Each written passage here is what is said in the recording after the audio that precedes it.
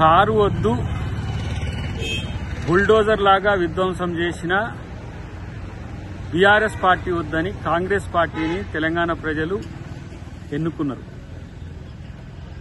వాళ్ళ కారు వద్దు, బుల్డోజర్ వద్దు, వాళ్ళకి కావాల్సింది చెయ్యి అని తెలిసింది. మిస్టర్ హరీష్ రావు గారు, మీరు మీ బామ్మార్ది గారు ఎంత ప్రచారం చేసినా మీకు ఒరిగేది ఏమీ లేదు. మొన్న హైదరాబాద్ లో జరిగిన కంటోన్మెంట్ ఎలక్షన్లలో కాంగ్రెస్ పార్టీని ఎట్ట గెలిపించారో ఇవాళ జూబ్లీహిల్స్ ఎన్నికల్లో కూడా కాంగ్రెస్ పార్టీని గెలిపించడానికి ప్రజలు సిద్ధంగా ఉన్నారు.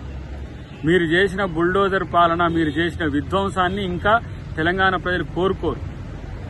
అంతా మీరు భ్రమపడుతున్న పరిస్థితి ఉన్నది.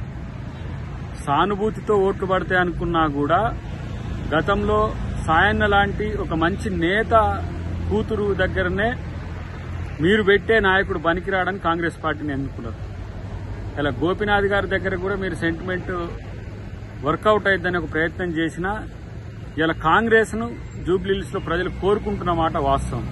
కాబట్టి మీరు ఎన్ని సెంటిమెంట్ రెచ్చగొట్టినా లేకపోతే ఇట్లాంటి స్టేట్మెంట్లు ఏమిచ్చినా మిమ్మల్ని ప్రజలు పట్టించుకోరనే అంశం మీకు తెలిసేంత వరకు మిమ్మల్ని మేము ఏం చేయలేము. ఎందుకంటే ఇంకా మీరు భ్రమల్లో ఉన్నారు.